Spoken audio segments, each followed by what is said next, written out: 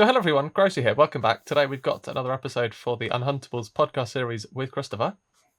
Hello, that's me, I forgot. There's somebody else in the room it could be. No, I'll have to tell you my train of thought after you've given your introduction. Okay, anyway, it's a continuation of the first half that we did on Christopher's channel. Once you've watched this one, feel free to go back and watch that one as we're kind of talking about, latest coin topics, etc. Whilst the discussion is happening, we will be looking through a bag of 2p coins in the background, looking for any territories, NIFCs, whatever else it may be, and then a list of what you could be looking for. What we're looking for will be in the description as well. And I think that kind of covers everything. So what was your train of thought? So when we start, we obviously say something so we can sync up the files, and then we do the introduction. I was like, hello and welcome back, and Grosey does his hello and welcome back. Whatever he does, he gets very robotic. But Grosey always leaves what seems like a really long pause, so I'm sat there just sort of smiling, staring at the screen going, is he still there? Have I disconnected? Is he going to start? And that's where my train of thought went. And I was, I forgot I was Christopher Collects. Oh, there we go. But... So yeah, what we're going to do is talk about some, prospects for 2024 in terms of coin collecting. Also, my annual set has arrived as well, which I may do as its own video because the one I did for 2023 did quite well. Going through kind of all this again, but yeah, if you've already watched it here, you might not want to watch that, but I'll do it anyway. Now that the coins have arrived, I think you said that yours hasn't, or you haven't opened yours yet. I think I have the box which has the set in, but I have not opened it yet. Okay. The point I'm trying to make is my opinion of the coins has somewhat changed now I've seen them in real life. Oh. Quite considerably. Mm-hmm. So I thought we could go through that. But for those of you who watched Christopher's part of the video, I mentioned that I'd left some feedback for the Raw Mint, and your ears are probably burning to know what this feedback was. Hold on, I didn't bring my pillow in with me. I need to get comfortable. I reckon that this is going to be a case of some people agree, some people disagree. But no, it's nothing that contentious. It's just about coin collecting, isn't it? I think we should also give a forewarning to viewers that maybe haven't heard Grosey give an opinion on something. Grosey is one of the worst people I know at trying to convey his point. He just skirts around it so much. Well, you have no idea what he's blabbering. I think you'll agree with me, Christopher. I think you'll agree with me. Okay. And try and keep it succinct. I will keep it as simple as... It's not really that exciting. But anyway, so the feedback I left was that I don't like them releasing 50p's in 2023 with the year 2024 on. Because, as we discussed, if in 10 years' time you're trying to work out, when was that coin released? Oh, it says 2024, but it was released in 2023. I'm so glad that was what it was. I thought it was going to be some silly little pedantry point that no one cares about, and you've got yourself in a grump over. No. I don't like that they've changed the font in their certificates of authenticity. And no, nothing like that. No, I would agree and disagree. I think the problem is I've said it 3 or 4 times before that we're used to this happening on the crowns or the £5 coins that come out towards the end of the year. Some are dated for the following year. That's just what they've always done. Obviously, they start striking the annual sets before we tick over into the new year. They can do that. What they can't do is mint money with a previous date on it. That is a big no-no. Despite what some people will have you think it is a big no-no, they can't do it. But they can start minting the next coins ready, and they've got to do that obviously because they want to be able to ship coins out when people buy them. There's no good only starting to mint them on the 1st or 2nd of January whenever they go back, and they've already got people wanting to buy them. It makes them get ahead of the curve on those kind of things. I think we just used to it happen on the £5 and the crown coins that it's just the first time I can recall this happening with the 50p. So I must admit, I don't think it's the end of the world, but I totally agree with what you're saying. And what I would say is, especially if a coin is a part of a series, and is not an even split over the different years, that really boggles my brain. I'll tell you what my thought process was in terms of specifically what made me realise why I have a problem with it. Is because I like to have on my date run album, which I have a big album which has like a coin flip album where you have one of each different 50p. So every single type of 50p, whether it's NIFC, a variant, whatever else it may be, in there. And I do them in order that they were released. So the problem that I have is that the 2024 Dinosaur 50p therefore would go in the album ahead of the circulation strike for the Atlantic Salmon, which has the 2023 date on. Right. So you could have the dates not in the right order. Oh, I see. You want them in. You'll put them in the album in release order, but that's you will. It will hop to 24, then back to 2023. That's I right. See. Well, here's That's a what solution pointed for you, it out. Grosey. Here's a solution for you, Grosey. Swap them around. Yeah.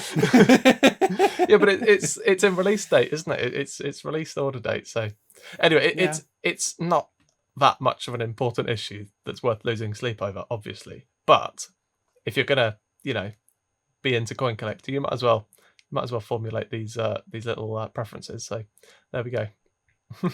Yeah. Okay. Hopefully that wasn't too underwhelming of a piece of feedback. I think we were talking about expectations for 2024, what we would like to gain out of it, and on my half of the video we said more coins in circulation, which I think every coin collector would agree with. The other thing I would like to push my opinion of, less is more in some circumstances. Less releases with less mintage figures. When we're talking about silver coins, BU coins, things like that, I think there's been a tendency to massively over mint things. Yeah. If you look at like the Harry Potter coins, lots of those were minted, especially like the silver-proof 50p's. There's still a lot of them that were still available.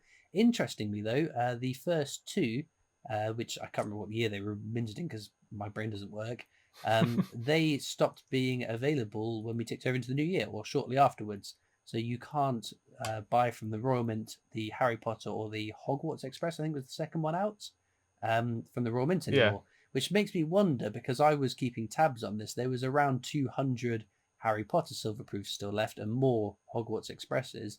What happens to those silverproof 50p's?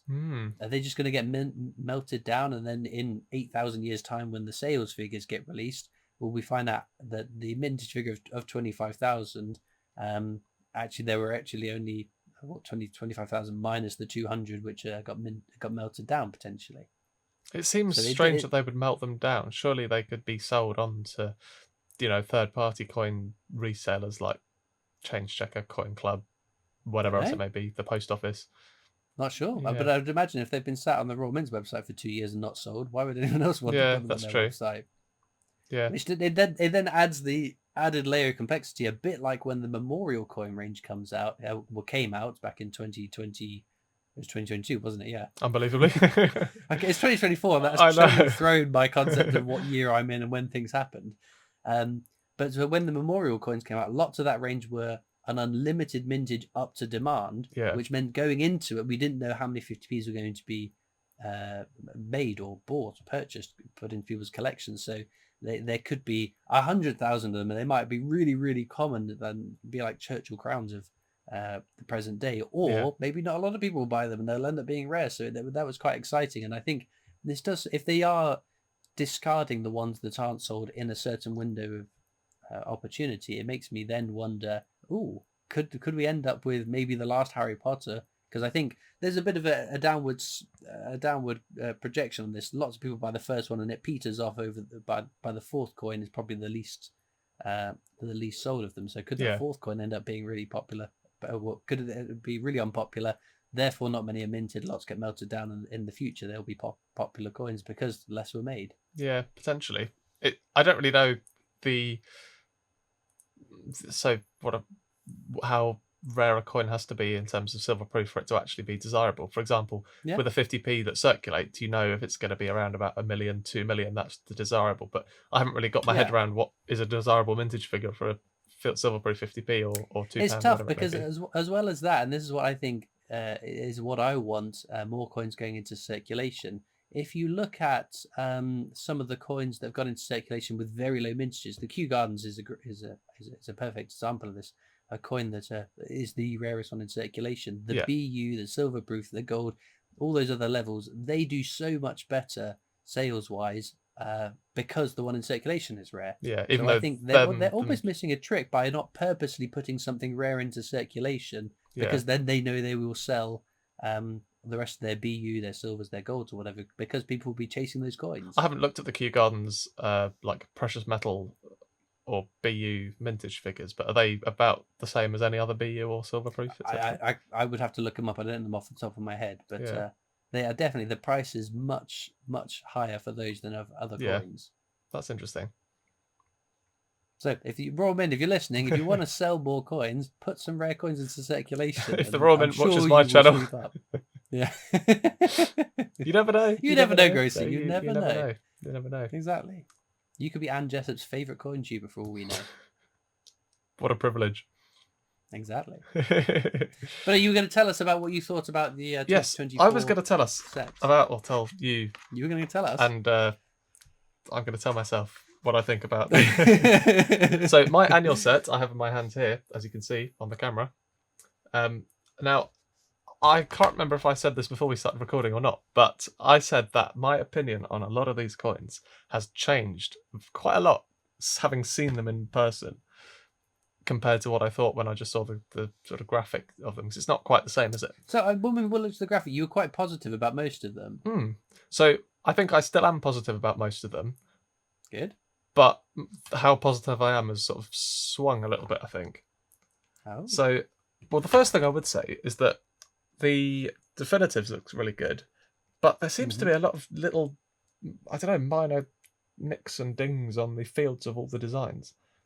Again, I think that I was expecting you to like to have comments on the overall designs. We'll get to that. The quality. We'll get to that. Okay. Yeah.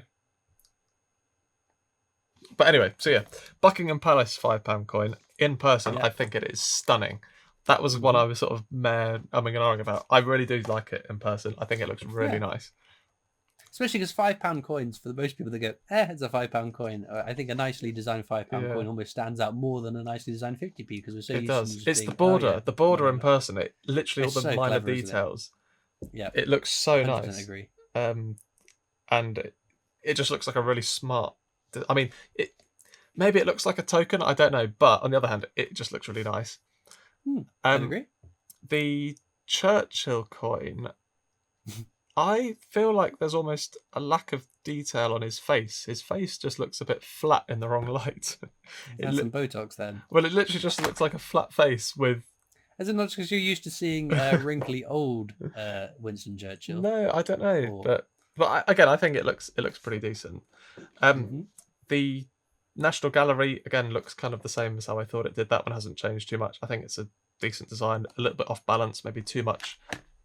Not empty space, but just where they've got the pillars going up at the bottom, it maybe could have been slightly lower down, as I said.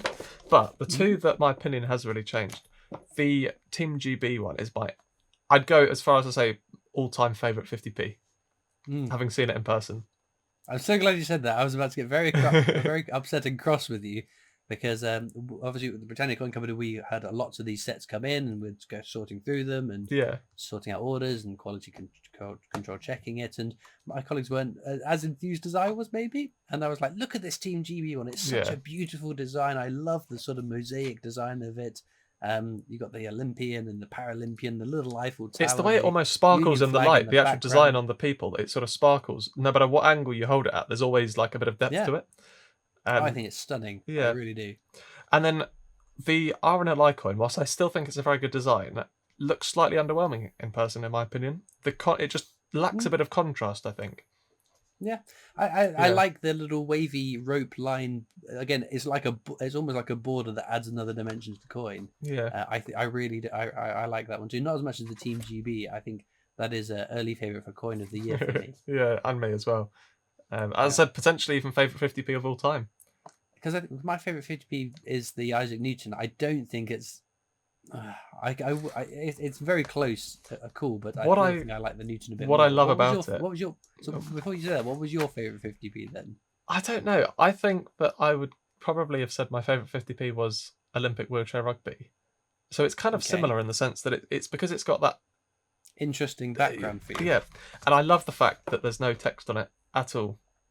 Oh yeah, it's a coin that tells the story purely through images. That's why I absolutely love it. I think that it just looks really nice. The Union flag is subtle, but it's not too much. It's not too little. There aren't Olympic rings on it though, is there? I'm just looking now. I That don't. was just something that suddenly just Yeah. struck me, because that's something that ties the 29 Olympic. I've just seen on the 50p coin. set So in the 2011. initials. So Charis. I don't know how you say the surname. Harris Sevis. Sevis. I've seen CT. Is it Paddington's?